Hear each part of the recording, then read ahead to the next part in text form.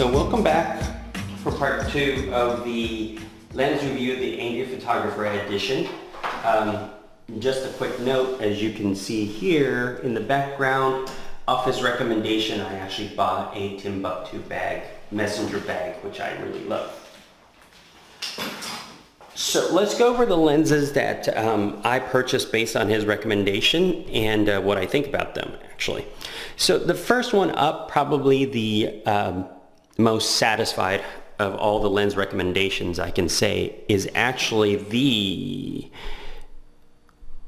Nikon 60mm f2.8D micro. I know Nikon decides that everybody else is going to name it macro, so they will name it micro.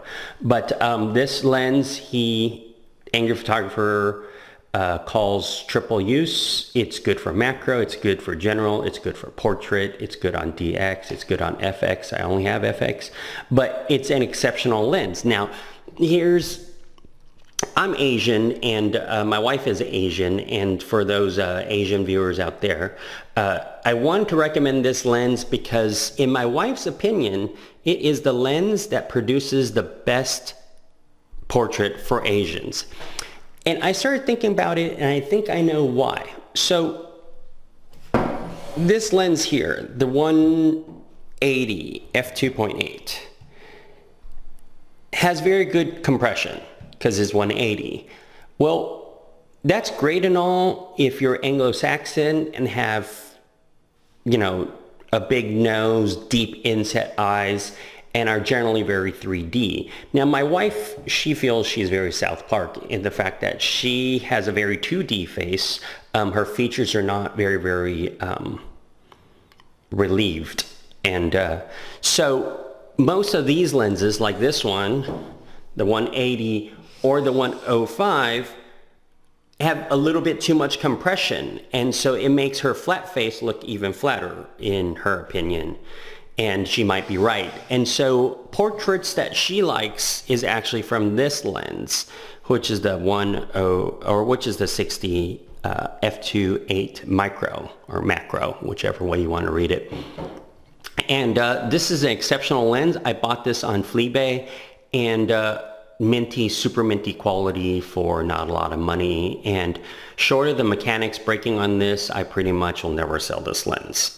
So thank you for the recommendation, Angry Photographer. Moving up, I recently went to a safari locally here in Texas, and the pictures from it out my car were phenomenal. And they were all taken with this lens, and that's the 70 to 210 f4. That's a constant f4. This one's a non-D. So I bought this on Fleabay also, and it's fairly cheap. Now, things I like about it, the zoom grip is massive. You could see it's the size of my palm. And it's very smooth. As far as focus, however, it sounds like there's, you know, dead or alive chipmunks in there. Alvin, Simon, Theodore all live in this lens. And focus is loud and obnoxious. That being said, though, this was a super inexpensive lens and super high quality. The images from it are phenomenal. And so I really love this lens, and I question whether or not the newer 70 to 200 f4 AFS is actually sharper. I see no comparisons online, but I can't imagine. The focus on this is slow. It's loud, it's obnoxious, but the image quality is exceptional. So based on that alone, that was a great recommendation and a great buy. Moving on, we'll address this one first. Of the 50mm that Nikon makes, I don't like any of them actually, but of the ones I don't like, this is the one I like the most, if that makes sense. And this is the 50mm f1.8 E series. Now it's the smallest, let's see if we can get it to focus. It's the smallest of the 50mm, but It's also the one with the least distortion. And it's fairly sharp. Is it as sharp as the regular AIS? Splitting hairs. Probably more down to technique. If technique is exactly the same, the AIS probably is a little sharper, but this one gives a flatter rendering and it's super pancake, which I really like. And so, you know what I'm going to go ahead and do, and give me a second. I will go ahead and pull out my camera body, my D600, and show you a shot with it mounted just to let you know how small it is.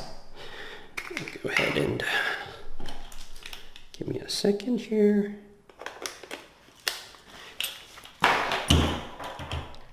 And there you have it. That's how small it is mounted on my D600. And so if you're just going to walk around and you want the lightest package possible for a 50mm, this is probably it. I have the regular Nikon 50mm f1.8G AFS, and it's sharper than this lens, but the bokeh is crap. The rendering from this lens is much better and it's distortion free. So if I had to pick a small 50 manual focus to walk around with, this is probably going to be it.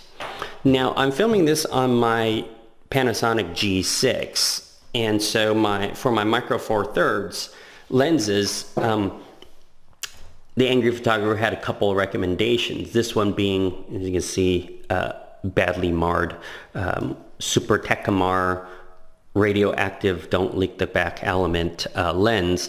This is the Super Techamar 50mm f1.4, and he really likes the rendering from it. I think the rendering is pretty good, probably because of the hot element in the back, but I don't think it's the best.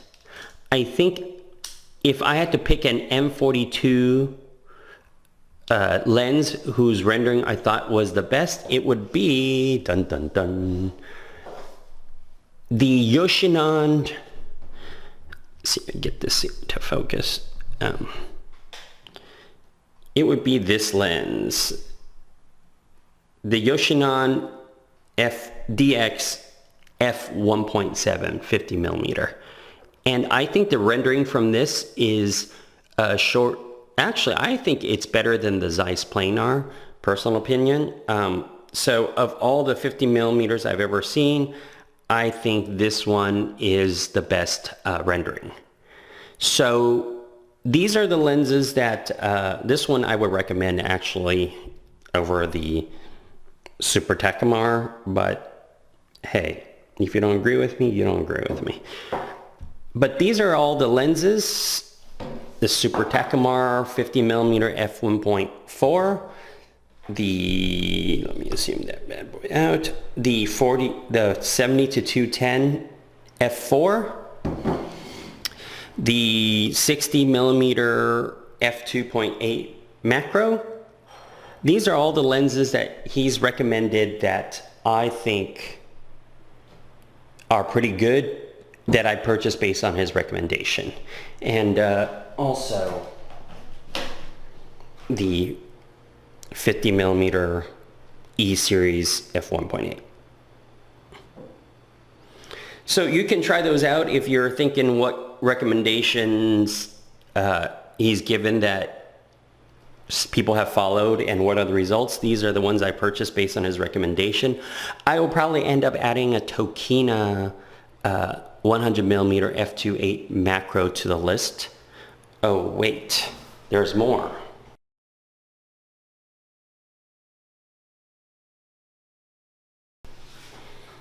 So this just arrived, and this is another Angry Photographer recommendation as well, and let's see if we can get a focus on that. And this is the 20mm Nikon 20mm f3.5. It's super compact size-wise. I have not taken pictures with it yet, so I don't know about the quality, but this one's a minty shape, and if his recommendations are anything to go by. This one should be exceptional as well. My only question is whether or not I should have bought this versus the Voigtlander, which was almost twice as expensive, but we shall see. I'll use this mainly for architecture, so whichever one has the lowest distortion in vignetting is what I'm looking for, not necessarily ultimate sharpness. But those are the recommendations from the angry photographer and the purchases I've made based on those recommendations. Thank you for watching.